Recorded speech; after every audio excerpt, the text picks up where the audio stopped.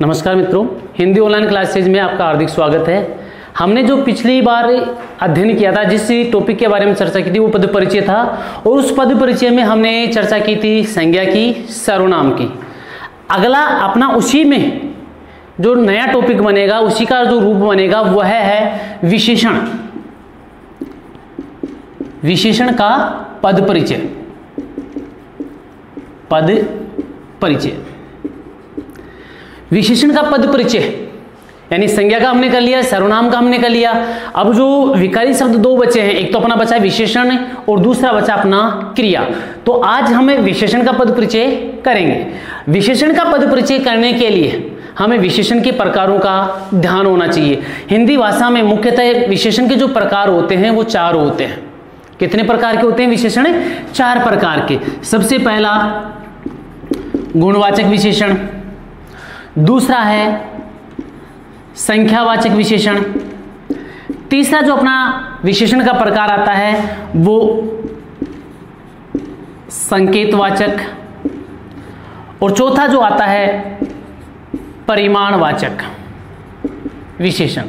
चार प्रकार के विशेषण हैं। इन चारों प्रकार के विशेषण में हमें पद परिचय करेंगे। उस पद परिचय में कौन कौन सा विशेषण आएगा उसकी हम चर्चा करते हैं। चार प्रकार के विशेषण है। सबसे जो इंपॉर्टेंट है वो गुणवाचक, उसके बाद में संख्या, संकेत और परिमाणवाचक विशेषण। अब बात हम वाक्य की करें तो इस विशेषण का पद परिचय करने के लिए हमें कुछ बातों का ध्यान होना जरूरी है। और वो बातें कौन कौन सी हैं? सबसे पहला विशेषण का प्रकार होना है। विशेषण कितने प्रकार के हैं? तो विशेषण का प्रकार हमें याद होना चाहिए, जो हमने अभी बात की कि विशेषण चार प्रकार के होते हैं। दूसरा, विशेषण का लिंग, फिर वचन। विशेषण का लिंग कौन सा है, विशेषण का वचन कौन सा है, और विशेषण का विशेष्य कौन सा है। एक नया टॉपिक जो जुड़ा है विशेषण में वो जुड़ा है विशेष्य। विशेष्य बोले तो विशेष्य को हम संज्ञा भी कह सकते हैं। विशेष्य को हम क्या नाम दे सकते हैं? संज्ञा भी नाम दे सकते हैं। तो सबसे पहले हमें विशेषण का प्रकार देखना है, उसका लिंग देखना है, उसका वचन देखना है और उसकी संज्ञा हमको देखनी है। क्लियर बात? हम एक वाक्य से करते हैं। जैसे वीर सुरेश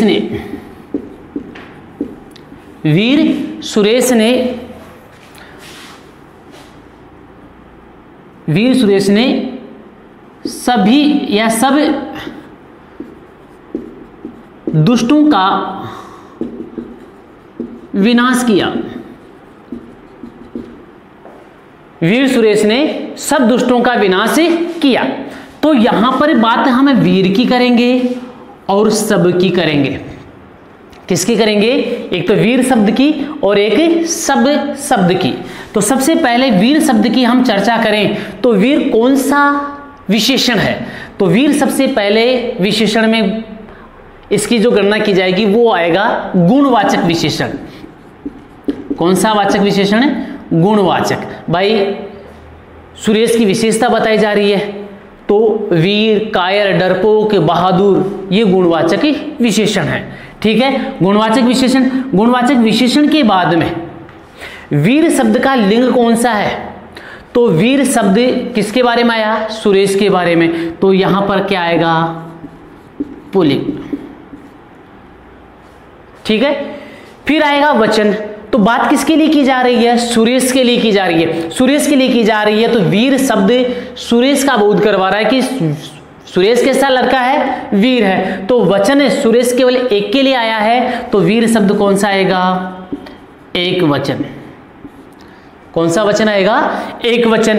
अब चौथी जो बात आई है वो विशेष्य की आई है। किसकी बात आई है? विशेष्य। अब विशेष्य हमने बात के लिए कि संज्ञा होता है तो यहां वीर शब्द विशेषण हो गया और इस वीर शब्द विशेषण का विशेष्य क्या होगा? सुरेश। तो लिख दीजिए वीर विशेषण हो गया और इस वीर विशेषण का सुरेश क्या बन जाएगा? विशेष्य बन जाएगा।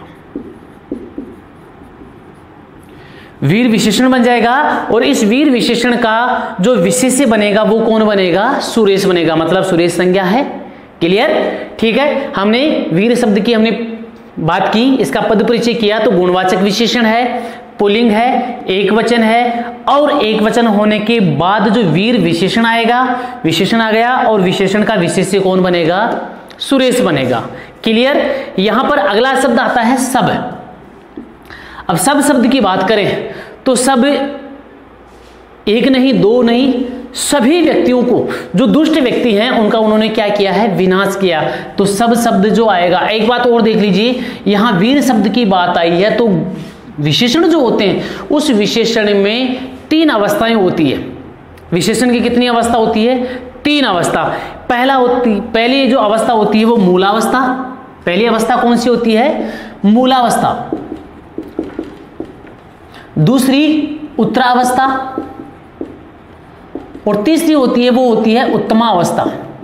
कौन सी अवस्था? उत्तमावस्था। मूलावस्था, किसी के साथ कोई कंपैरिजन नहीं किया जाता, किसी के साथ कोई तुलना नहीं की जाए, वो कहलाती है मूलावस्था। जैसे श्याम कक्षा में होशियार है। श्याम कक्षा में होशियार मतलब कक्षा में यदि 100 बच्चे बैठे हैं, 100 लड़के लड़कियां बैठी हैं, तो केवल इतना ही कहा जाएगा कि राम कक्षा में क्या है? होशियार है, या श्याम कक्षा में होशियार है। किसी के साथ तुलना नहीं की गई, मतलब उससे और भी ज्यादा होशियार हो सकते हैं, उससे कम भी होशियार हो सकते हैं, लेकिन यह नहीं बताया गया कि सबसे ज्यादा होशियार है या सबसे कम होशियार है। क्लियर? किसी के साथ तुलना नहीं की गई, मतलब वो अपनी एज इट इज अवस्था में है, अपनी मूल अवस्था में है। क्लियर? दूसरी आती है उत्तरावस्था। उत्तरावस्था का मतलब होता है किसी 2 व्यक्तियों के बीच में, 2 वस्तुओं के बीच में तुलना करना। या तो 2 व्यक्तियों के बीच में तुलना करेंगे, या फिर हमें 2 वस्तुओं के बीच में तुलना करेंगे और किसी एक वस्तु को या एक व्यक्ति को अधिक अच्छा या बुरा बताएंगे, बदले दूसरे में एक को अच्छा बताएंगे या बुरा बताएंगे, तो वो कौन सी कहलाएगी? उत्तरावस्था। जैसे मैं कहूं कि श्याम राम से होशियार है। राम से होशियार है, कौन है? श्याम। श्याम राम से होशियार है, मतलब 2 के बीच में तुलना की गई, राम और श्याम के बीच में। तो राम और श्याम के बीच में तुलना की गई, तो राम को कम होशियार बताया गया और श्याम को ज्यादा होशियार बताया गया, मतलब 2 के बीच में तुलना की गई, उत्तरावस्था। और उत्तमावस्था मतलब एक व्यक्ति को, एक वस्तु को अन्य सभी व्यक्तियों से और वस्तुओं से श्रेष्ठ बताना, अच्छा बताना। मतलब श्याम कक्षा में सबसे होशियार है, श्याम कक्षा में सबसे होशियार है, मतलब कौन सी अवस्था? उत्तमावस्था। क्लियर है? यहां पर वीर सुरेश ने सब दुष्टों का विनाश किया। तो यहां वीर जो शब्द है, किसी के साथ कोई तुलना नहीं की गई, उससे और भी ज्यादा वीर हो सकते हैं, उससे कम भी वीर हो सकते हैं, लेकिन वीर सुरेश ने सब दुष्टों का क्या किया है? विनाश किया है। लेकिन यहाँ वीर शब्द अपनी एज इट इज अवस्था में है, किसी के साथ कोई तुलना नहीं की गई और किसी के साथ कोई तुलना नहीं हुई, तो यहाँ अवस्था होगी मूलावस्था। क्लियर है? मूलावस्था आ गई, पुल्लिंग आ गया, एक वचन आ गया, वीर विशेषण आ गया, और वीर विशेषण का सुरेश क्या आ गया? विशेष्य आ गया। ऐसे हम बात करें सब की, इसको ऐसे कर दीजिए। सब का हम जब अध्ययन करेंगे तो सब विशेषण कौन सा आएगा? तो सब विशेषण आएगा संख्यावाचक।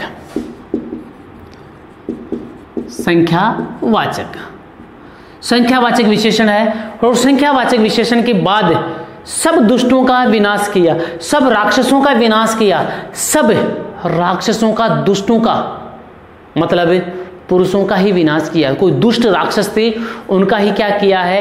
विनाश किया है। अत्याचार, लोगों का जो अत्याचार फैलाने वाले हैं, दुराचार करने वाले हैं, उनका ही विनाश किया, मतलब पुल्लिंग का विनाश किया है। तो संख्यावाचक विशेषण आ जाएगा, और संख्यावाचक विशेषण के बाद में कौन सा लिंग आएगा? पुल्लिंग आएगा। क्लियर?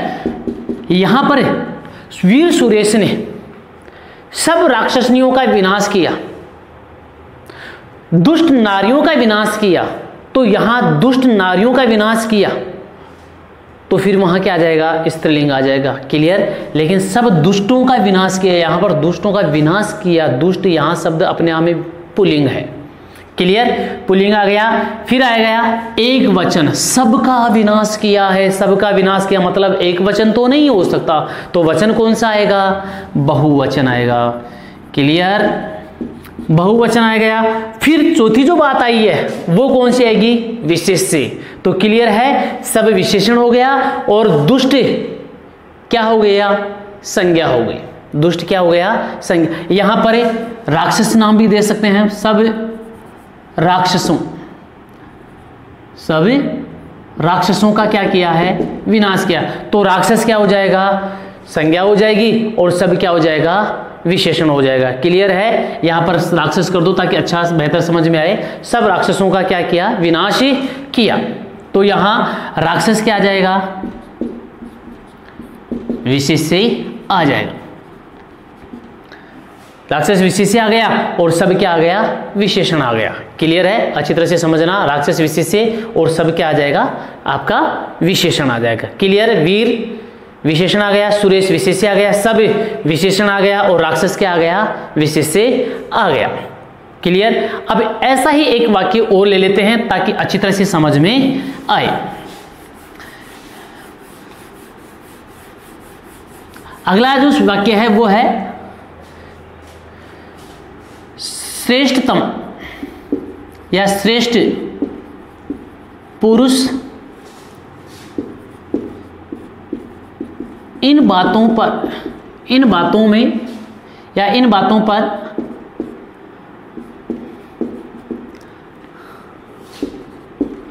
कम ध्यान देते हैं, कम ध्यान देते हैं। इन बातों में कर दो, इन बातों पर कम ध्यान देते हैं, कोई सा एक कर दीजिए। अब श्रेष्ठ शब्द का हम पद परिचय करेंगे, इन शब्द का पद परिचय करेंगे और कम शब्द का क्या करेंगे? पद परिचय करेंगे। तो सबसे पहले श्रेष्ठतम है या श्रेष्ठ है, इसका हमको पता है कि श्रेष्ठ शब्द है तो गुणवाचक विशेषण है, लेकिन गुणवाचक विशेषण में भी मूलावस्था, लेकिन श्रेष्ठतम आ जाता तो कौन सी अवस्था आ जाती? उत्तरावस्था। क्लियर? तो सबसे पहले गुणवाचक विशेषण। क्लियर है? गुणवाचक विशेषण के बाद में मूलावस्था आ गई। ठीक है? मूलावस्था के बाद में लिंग श्रेष्ठ पुरुष, श्रेष्ठ नारियां नहीं है, यदि नारियां आती तो स्त्रीलिंग आ जाता, पुरुष आए तो कौन सा आएगा? पुल्लिंग आएगा। दोनों का हम साथ करें, यदि स्त्री आए तो स्त्रीलिंग और पुरुष आए तो पुल्लिंग। वचन श्रेष्ठ पुरुष इन बातों में कम ध्यान देते हैं या इन बातों पर कम ध्यान देते हैं, मतलब जितने भी श्रेष्ठ पुरुष हैं वो सबके सभी अनर्गल बातों में कम ही ध्यान देते हैं। मतलब यहां पर वचन बहुवचन। समझ में आ रहा है? कौन सा वचन है? बहुवचन। साथ में विशेष्य कौन सा आएगा? तो देख लीजिए, श्रेष्ठ तो अपना विशेषण है, श्रेष्ठ तो क्या आएगा? अपना विशेषण आ गया और इस विशेषण का विशेष्य क्या होगा? पुरुष। तो यहां पर पुरुष बन जाएगा अपना विशेष्य। क्लियर? अब ऐसा ही इन बातों पर, अब इन शब्द जो आया है वो भी एक विशेषण है, लेकिन विशेषण कौन सा है वो देख लीजिए। विशेषण इनमें आएगा आपका संकेतवाचक। कौन सा? संकेतवाचक। संकेतवाचक विशेषण। अब संकेतवाचक विशेषण को हम थोड़ा सा इधर ले लें, उधर दिखाई नहीं देगा आपको। संकेतवाचक विशेषण किसकी बात करेंगे? इनकी। तो इन हो गया आपका संकेतवाचक विशेषण, संकेतवाचक विशेषण, जिसको हम दूसरा नाम क्या देते हैं? सार्वनामिक विशेषण। सार्वनामिक विशेषण। सार्वनामिक विशेषण होने के बाद में इन बातों में कम ध्यान देते हैं, मतलब बात अपने आप में स्त्रीलिंग है या पुल्लिंग है? कौन सी है? स्त्रीलिंग होगा या पुल्लिंग होगा? सोच के बताइए। इन बातों में कम ध्यान देते हैं, इन बातों पर कम ध्यान देते हैं। बात अच्छी हो या अच्छा? बात अच्छी या अच्छा? तो बात अच्छी होती है, बात बुरी होती है, ना कि बात अच्छा होता है। क्लियर? तो इन शब्द क्या आएगा? स्त्रीलिंग। स्त्रीलिंग हो गया। स्त्रीलिंग होने के साथ वचन इन बातों में, मतलब बातें बहुवचन। कौन सा वचन? बहुवचन। आगे विशेष्य, इन आपका विशेषण बनेगा और बात आपका क्या बनेगी? विशेष्य बनेगा। तो इन विशेषण, राइट, और बात आपकी क्या बनेगी, बात जातिवाचक संज्ञा या भाववाचक संज्ञा, बात संपूर्ण प्रकार की बातें आ गई, बात जातिवाचक, कौन सा, बात विशेष्य। क्लियर है, संकेतवाचक विशेषण आएगा, स्त्रीलिंग आएगा, बहुवचन आएगा और इन विशेषण और बात विशेष्य बनेगा। अगली अपनी जो चर्चा होगी वो कम ध्यान देते हैं, कम है, तो कम क्या आएगा,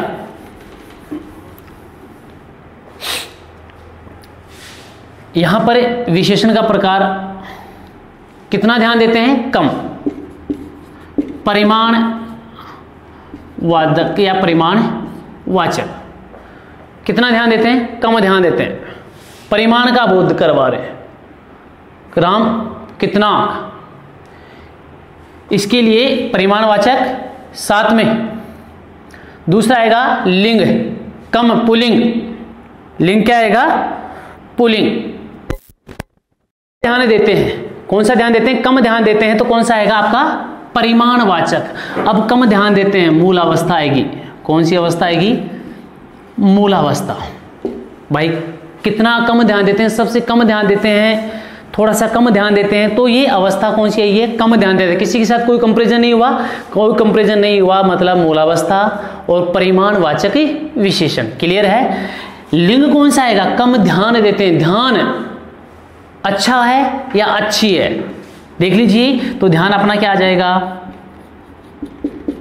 पुल्लिंग आ जाएगा। क्लियर है। पुल्लिंग के बाद में वचन, कम ध्यान देते हैं, कम ध्यान देते हैं। ये कम ध्यान, कम अपने आप में कैसा है, एक वचन। कौन सा वचन है, एक वचन। इसका ध्यान कितना है, कम है, कितना कम है। अब बहुत आ जाता तो बहुवचन में, लेकिन कम एक वचन में। अब विशेष्य क्या बनेगा इसका, तो कम तो विशेषण बन गया, कम तो क्या बन गया अपना, विशेषण बन गया, और ध्यान क्या बन गया, विशेष्य बन गया। ध्यान क्या बन गया, विशेष्य बन गया। समझ में आया। तो श्रेष्ठ की बात कर ली, इनकी बात कर ली और कम की बात कर ली। कम जो है अपना परिमाणवाचक विशेषण पुल्लिंग आ गया, एक वचन आ गया, कम विशेषण, और ध्यान इसका क्या बन गया, विशेष्य बन गया। इस प्रकार हमने विशेषण के पद परिचय की हमने चर्चा की है। अब अपना जो अगला टॉपिक आएगा, विशेषण के बाद में विकारी शब्दों के अंतर्गत आता है, वह विकारी शब्द आएगा अपना क्रिया। क्रिया जैसे कि हमने पहले इसका अध्ययन किया था, क्रिया कितने प्रकार की होती है, दो प्रकार की। भाई कर्म के आधार पर कितने प्रकार की होती है, दो प्रकार की, एक सकर्मक क्रिया और दूसरी अकर्मक क्रिया। इसके अलावा प्रयोग और संरचना के आधार पर 8 प्रकार की होती है। कितने प्रकार की, 8 प्रकार की। लेकिन अधिकांशतः जो प्रश्न होते हैं वो कर्म के आधार पर, और कुछ जैसे प्रेरणार्थ क्रिया है, इसके अलावा आपका पूर्वकालिक क्रिया है, इनका भी प्रयोग किया जाता है। तो कर्म के आधार पर क्रिया 2 प्रकार की। तो हम करेंगे क्रिया का पद परिचय। किसका परिचय, क्रिया का पद परिचय। क्रिया का पद परिचय करने के लिए क्रिया के प्रकार जो कर्म के आधार पर 2 हैं और अर्थ व प्रयोग और संरचना के आधार पर 8 हैं, तो क्रिया के प्रकारों का हमें ध्यान होना चाहिए। क्लियर। फिर इसके अलावा क्रिया का लिंग, वचन, काल, वाच्य। क्रिया के प्रकार, क्रिया के लिंग और क्रिया के साथ साथ आपकी जो बात आएगी वो कौन कौन सी आएगी,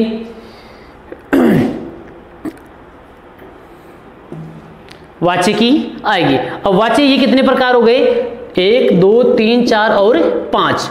सबसे पहले क्रिया के प्रकार हमें लर्न होने चाहिए, क्रिया के लिंग हमें लर्न होना चाहिए, वचन, काल और वाच्य। अब इसके वाक्य देख लीजिए आप। राम नृत्य कर रहा है, राम नृत्य कर रहा है। हमें क्रिया की पूरी बातें इनमें, ये जो वाक्य हमने लिखा है ये सारी बातें इसमें है कि नहीं है, तो वो देख लीजिए। यहां सबसे पहले क्रिया का जो प्रकार आया है, यहां क्रिया कौन सी है, कर रहा है। वाक्य में क्रिया कौन सी है, कर रहा है।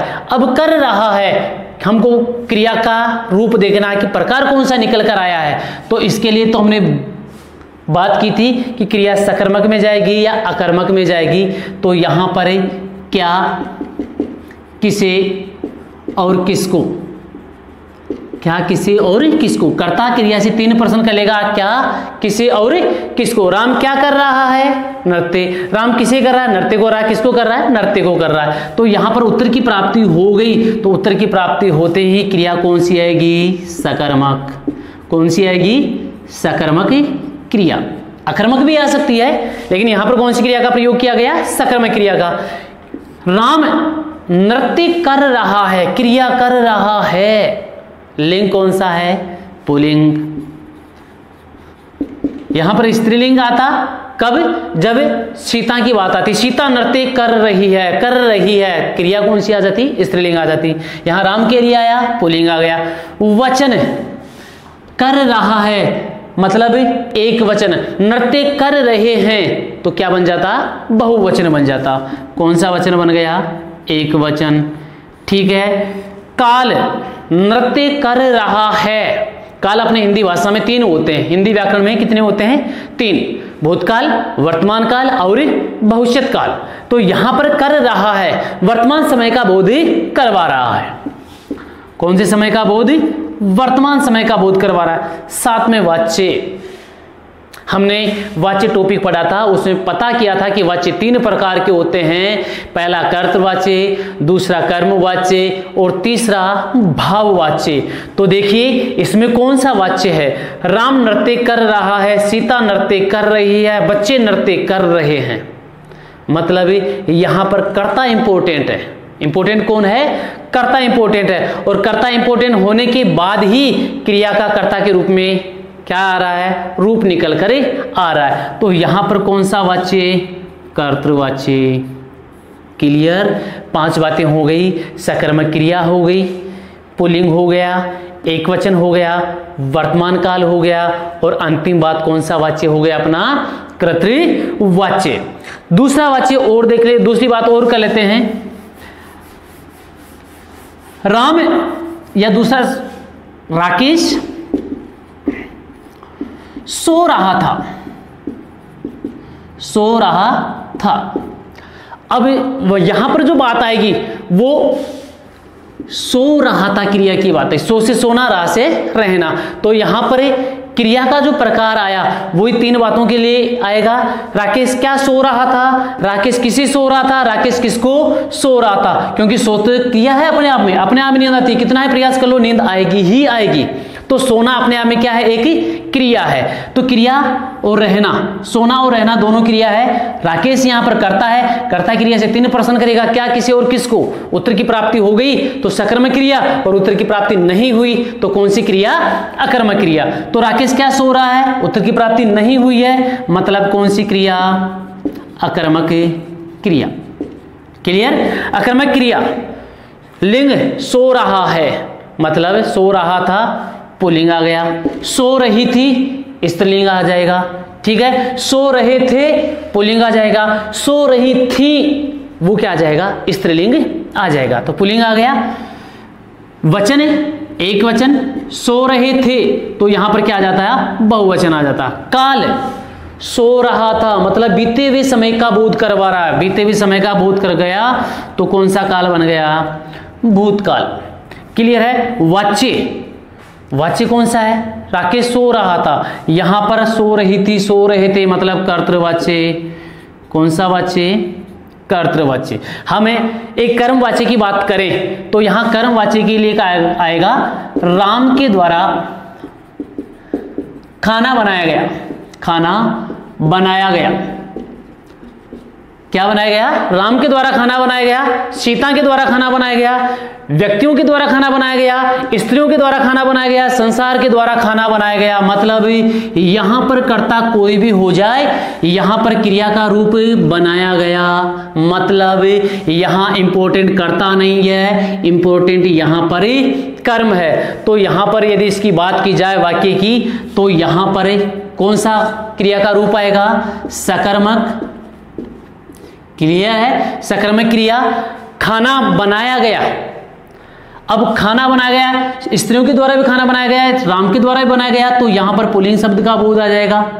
ठीक है। खाना अपने आप में पुल्लिंग है, ध्यान रखना, खाना स्त्रीलिंग नहीं है। पुल्लिंग होने के बाद में खाना बनाया गया, एक वचन आ गया, ठीक है। बनाया गया बीते हुए समय का बोध करवा रहा है, भूतकाल है। साथ में वाच्य कौन सा आएगा, यहां पर कर्तृवाच्य है तो यहां पर कर्मवाच्य आएगा। कौन सा आएगा, कर्मवाच्य।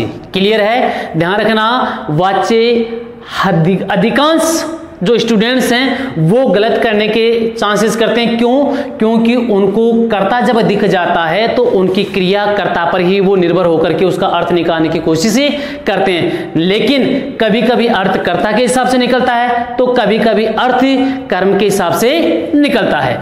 अब एक जो प्रयोग के आधार पर क्रिया चलती है 8 प्रकार की, उसका एक एग्जाम्पल और ले लेते हैं। जैसे अध्यापक ने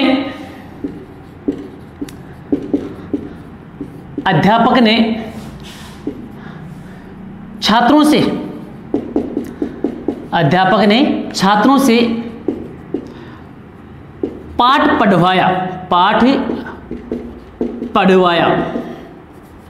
यानी अध्यापक ने अपना कार्य नहीं किया, कार्य किसने किया, छात्रों ने किया है। अध्यापक ने केवल उनको गाइड किया है, उनको केवल दिशा निर्देश ही दिया है। अब यहां पर पढ़वाया क्रिया तो यही है ना, तो पढ़वाया क्रिया है क्या, यहां पर एक व्यक्ति चाहे वो छोटा हो या बड़ा हो, देखो नौकर मालिक को भी दिशा दे सकता है, निर्देश दे सकता है, आज्ञा दे सकता है, मालिक को भी वो कार्य करने के लिए मजबूर कर सकता है। तो एक मालिक नौकर से भी कार्य करवा सकता है। जो भी कार्य करवाया जाएगा वो क्या होगा, प्रेरणा के रूप में होगा। किसके रूप में, प्रेरणा के रूप में। तो यहां अध्यापक पढ़ सकता है, लेकिन अध्यापक ने किससे कार्य करवाया, छात्रों से कार्य करवाया। छात्रों से कार्य करवाया मतलब कौन सी क्रिया है, प्रेरणार्थक क्रिया, प्रेरणार्थक क्रिया, ठीक है। प्रेरणार्थक क्रिया होने के साथ साथ लिंग, पाठ पढ़वाया पुल्लिंग का आया, ठीक है। वचन पढ़वाया एक वचन आया।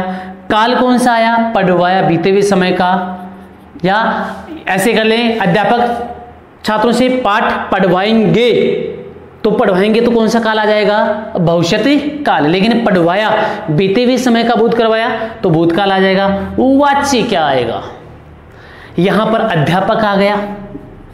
अध्यापक यहां पर पुल्लिंग है, स्त्रीलिंग भी हो सकता है। जैसे अध्यापिका ने छात्रों से पाठ पढ़वाया, ठीक है। तो यहां पर अध्यापक इंपॉर्टेंट नहीं है, इंपॉर्टेंट क्या है, पाठ पढ़वाया। पाठ इंपॉर्टेंट है तो पाठ इंपॉर्टेंट हुआ तो पाठ के हिसाब से वाक्य का क्रिया का रूप निकल कर आया वाक्य में, तो यहां पर अपना कौन सा वाच्य होगा, कर्म वाच्य। समझ में आया। प्रेरणार्थक क्रिया, दूसरों को दिशा निर्देश दिया जा रहा है, दूसरों को कार्य करवाया जा रहा है। स्वयं व्यक्ति इसमें कार्य नहीं करता, दूसरे व्यक्ति कार्य करते हैं, ठीक है। जैसे ऐसी व्यवस्था है, जैसे बच्चा छोटा होता है, पिताजी बड़े होते हैं, तो पिताजी को बच्चे कहेंगे पिताजी मेरे लिए नोटबुक से लेकर आना, किताबें लेकर आना, बुक्स लेकर आना, तो बच्चे की कई भी बात पिताजी मानेंगे। मतलब बच्चा अपने पिता को दिशा निर्देश दे रहा है, एक बात कह रहा है जिसको पिता को माननी पड़ेगी।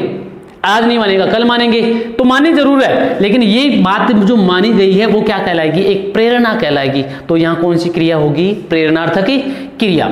समझ में आ गया। क्रिया का पद परिचय, क्रिया का पद परिचय करने के लिए क्रिया के प्रकारों का हमें ज्ञान होना चाहिए, उसका लिंग कौन सा है, उसके वचन कौन से हैं, काल कौन से हैं और उसका वाच्य कौन सा है। ये तो हो गई अपने बात विकारी शब्दों की, जिसमें संज्ञा का, सर्वनाम का, विशेषण का और क्रिया का हमने कर लिया है। अब बात चलती है अविकारी शब्द। अब अविकारी जो शब्द होंगे वो अविकारी शब्द भी 4 प्रकार के होंगे, लेकिन 4 प्रकारों में सबसे जो बढ़िया और सबसे जो इंपॉर्टेंट चीज है वो है आपका क्रिया विशेषण। वैसे हमने 4 प्रकार किए थे कि पहला क्रिया विशेषण, दूसरा समुच्चय बोधक, तीसरा विस्मयादि बोधक और चौथा अपना आता है संबंधी बोधक। तो हम सबसे पहले अविकारी शब्दों में पद परिचय करेंगे वो क्रिया विशेषण का। क्रिया विशेषण, ध्यान ये रखना है कि अविकारी, फिर से किसे कहते हैं अविकारी शब्द, जो लिंग वचन कारक काल के आधार पर परिवर्तित नहीं होते, सदा एक जैसे बने रहते हैं, किसी भी प्रकार का कोई उसमें चेंजिंग नहीं आता, किसी भी प्रकार का हम उसमें परिवर्तन नहीं कर सकते, तो वैसे शब्द क्या कहलाएंगे, अविकारी। तो अविकारी में पहला क्रिया विशेषण आ गया। दूसरा आता है अपना समुच्चय बोधक, समुच्चय बोधक। तीसरा विस्मयादि बोधक चौथा अपना आता है संबंध बोधक। क्लियर है? अब बात करते हैं क्रिया विशेषण की। चारों प्रकारों में सबसे इंपॉर्टेंट कौन सा है? क्रिया विशेषण। क्रिया विशेषण वही 4 प्रकार के। क्रिया विशेषण कितने प्रकार के? 4 प्रकार के। 4 प्रकार देख लीजिए कौन कौन से हैं। पहला कालबोधक, ठीक है। दूसरा आता है अपना स्थान बोधक। कौन सा? स्थान बोधक। तीसरा रीति बोधक, और चौथा अपना आता है परिमाण बोधक या परिमाण वाचक। क्लियर है? परिमाण बोधक। अब ये शब्द हमको याद रखने हैं। काल बोधक कौन सा, स्थान बोधक कौन सा, क्योंकि हमने पिछले जब चैप्टर पढ़ा था तो उसमें हमने काल बोधक के शब्दों की बात की थी। स्थान बोधक में कौन कौन से शब्दों की चर्चा की जाती है वो बातें हमने देखी थी। रीति में और परिमाण में भी ऐसे शब्दों की हमने चर्चाएं की थी। तो क्रिया विशेषण में हम वाक्य कैसे लेकर आएंगे, उसका पद परिचय कैसे करेंगे। अब ये छोटे छोटे वाक्य हैं, इनमें ज्यादा लंबा चौड़ा काम नहीं होता। तो ये क्रिया विशेषण देखो। राधा धीरे चलती है। राधा धीरे चलती है। अब चलती है क्रिया। चलती है क्या है? क्रिया। अब इस क्रिया की विशेषता बताई गई। कैसे? धीरे। अब मैं ये पूछूं कि जब हमने पिछले टॉपिक में क्रिया विशेषण के 4 उपभेद किए थे, ठीक है, भेद किए थे, उन भेदों में से हमने जो धीरे शब्द लेकर आए थे वो कौन से प्रकार का था? काल का था, स्थान का था, रीति का था या परिमाण का था? तो हमने इसके लिए एक मेथड यूज किया था। वो मेथड क्या था कि क्रिया शब्दों के साथ हम प्रश्न करेंगे। कब करेंगे, कहां करेंगे, कितना करेंगे और कैसे करेंगे। क्योंकि 4 प्रकार हमने देखे थे। 4 प्रकार में हमने 4 प्रश्न रखे थे और 4 प्रश्न हम इसके साथ कौन सा सटीक बैठता है उसको देखेंगे। राधा कब चलती है? नहीं बैठ रहा। राधा कहां चलती है? नहीं बैठ रहा। राधा कितना चलती है? ये भी नहीं बैठ रहा। लेकिन ये जरूर बैठ रहा है कि राधा कैसे चलती है। राधा कैसे चलती है। अब कैसे शब्द से हमने उत्तर की प्राप्ति कर ली। तो कैसे चलता है मतलब रीति, ढंग, दशा, अवस्था। तो ढंग, दशा, अवस्था का बोध कराने वाले शब्द क्रिया विशेषण का कौन सा भेद माना जाएगा? रीति बोधक। तो हम कर देंगे कि रीति बोधक क्रिया विशेषण। रीति बोधक क्रिया विशेषण, ठीक है। अब चलती है कि जो क्रिया है उसका क्या करवा रहा है? ये बोध ही करवा रहा है, केवल और केवल। अब इसकी बात हम और करें, वाच्य की बात करें तो राधा धीरे चलती है। तो राधा धीरे चलती है, राम धीरे चलता है। तो यहां पर कर्तृवाच्य। कौन सा वाच्य? कर्तृवाच्य। साथ में अकर्मक क्रिया। कौन सी क्रिया? अकर्मक क्रिया। साथ में हम इसका लिंग देखें तो स्त्रीलिंग। कौन सा लिंग? स्त्रीलिंग। चलती है, कौन सा काल है? चलती है वर्तमान काल। कौन सा काल बनेगा? वर्तमान काल। आपकी किताबें जो होती हैं, बुक्स होती हैं, उनमें ज्यादा नहीं दे रखा, केवल एक टॉपिक दे रखा होता है, एक उसका सॉल्यूशन दे रखा होता है, लेकिन हम इनका भी अध्ययन कर सकते हैं। क्लियर है? अगला देखिए,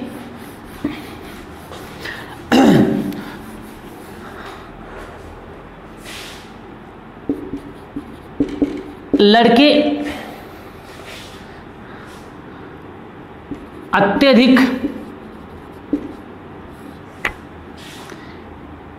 अत्यधिक या इसको ऐसे कर लीजिए, लड़के क्रिकेट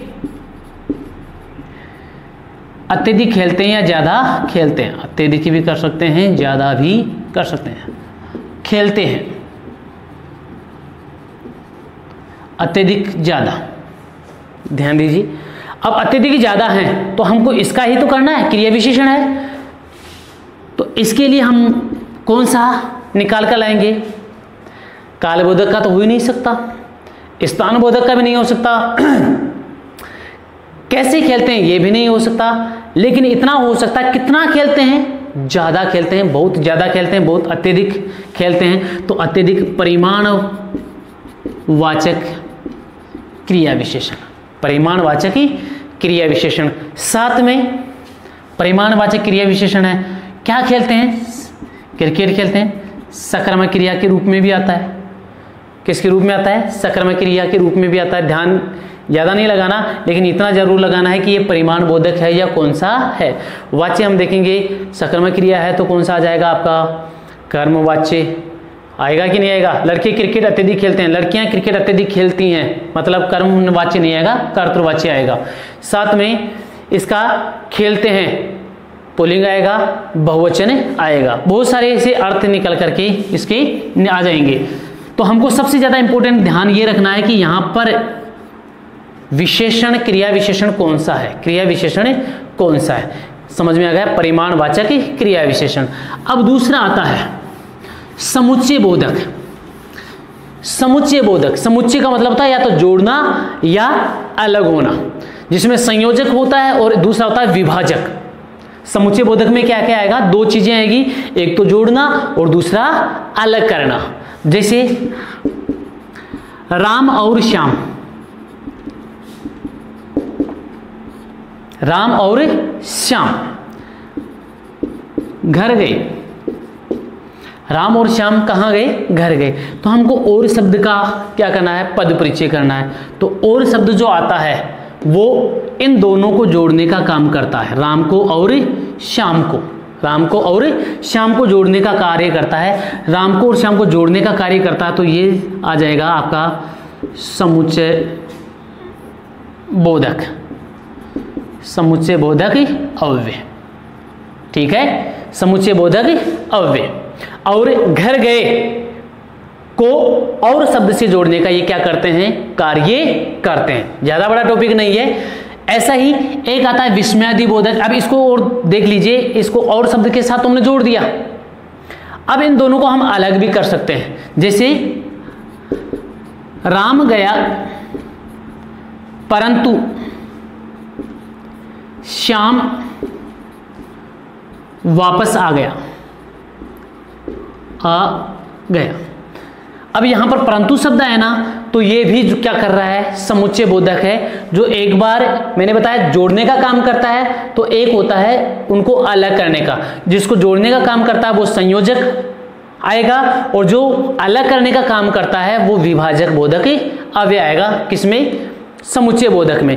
तीसरा जो अपना आता है विस्मयादि बोधक। कौन सा आता है, विस्मयादि बोधक। अब विस्मयादि बोधक का मतलब क्या होता है, विस्मयादि बोधक का मतलब होता है विस्मय होना, आश्चर्य होना, विस्मय होना, आश्चर्य होना। विस्मय आश्चर्य का भाव होना, जैसे आश्चर्यचकित हो जाए, किसके बारे में अत्यधिक प्रसन्नता हो जाए, किसी के बारे में अत्यधिक दुख हो जाए, किसी के बारे में घृणा का बोध हो जाए। ये सारे के सारे किस में आते हैं, विस्मय में होते हैं, आश्चर्य में होते हैं। तो इसके वाक्य कैसे बनेंगे, अरे तूने ये क्या कर दिया, तूने यह क्या कर दिया, इसको कर दो तुमने, तुमने यह क्या कर दिया। तो यहां अरे शब्द की वह चर्चा करें तो अरे विस्मय का बोध करवाता है। कौन सा करवाता है, विस्मयादि बोधक। अब यहां पर एक वाक्य और लिख दूं, यहां पर कर दूं मैं, वाह मजा आ गया, मजा आ गया। तो वह शब्द विस्मयादि बोधक है, लेकिन विस्मयादि बोधक में भी क्या होता है, हर्ष बोधक होता है। कौन सा होता है, हर्ष, जिसमें प्रसन्नता का बोध हो, जिसमें प्रसन्नता का भाव हो, वो क्या कहलाता है, हर्ष बोधक। विस्मयादि है, लेकिन विस्मयादि में भी कौन सा है, हर्ष बोधक है। चौथा जो आता है संबंध बोधक। कौन सा आता है, संबंध बोधक। अब इस संबंध बोधक में हम चर्चा करेंगे क्या, कि जैसे हमें भोजन करने के बाद विश्राम, ऐसा करें, हमें भोजन करने के बाद विश्राम करना चाहिए, हमें भोजन करने के बाद क्या करना चाहिए, विश्राम। इसको समाप्त कीजिए या डिलीट कीजिए। हमें भोजन के बाद विश्राम करना चाहिए, भोजन के बाद क्या करना चाहिए, विश्राम। भोजन के बाद विश्राम करना चाहिए, विश्राम करना चाहिए। अब भोजन के बाद है, तो ये के बाद है ना, वो संबंध बोधक है, क्योंकि भोजन का संबंध किसके साथ है? विश्राम के साथ है, और इस भोजन को विश्राम के साथ जोड़ कौन रहा है? के बाद। तो यहां के बाद जो होगा वो आएगा आपका संबंध बोधक। कौन सा आएगा? संबंध बोधक। दोस्तों ध्यान दीजिए, आपका जो सबसे इंपॉर्टेंट चीज आता है वो विकारी शब्द आते हैं। विकारी के बाद में आपके जो अविकारी शब्द आते हैं, उस अविकारी में क्रिया विशेषण आता है। लेकिन छोटे छोटे कुछ कुछ वाक्य समुच्चय बोधक के भी आ जाते हैं, कभी विस्मयादि बोधक के भी आ जाते हैं, कभी संबंध बोधक के भी आ जाते हैं। तो ये ज्यादा इतना डीपली नहीं है, इतना ज्यादा इसका रूप विस्तृत नहीं है, केवल और केवल इस अव्यय का नाम ही बताना पड़ता है। बल्कि आपको क्रिया विशेषण का भी ऐसा ही किया है मैंने, समुच्चय बोधक का भी ऐसे बताया है, जबकि विकारी जो शब्द होते हैं उनका हमको पूरा डिटेल में वर्णन करना होता है। आज के इस टॉपिक में पद परिचय का जो टॉपिक बना था, वो पद परिचय का टॉपिक यहीं पर खत्म होता है। दोस्तों यदि यह वीडियो आपको अच्छा लगे तो इसको ज़्यादा से ज़्यादा शेयर कीजिए, ज़्यादा से ज़्यादा इसको लाइक कीजिए और ज़्यादा से ज़्यादा इसको सब्सक्राइब कीजिए। धन्यवाद।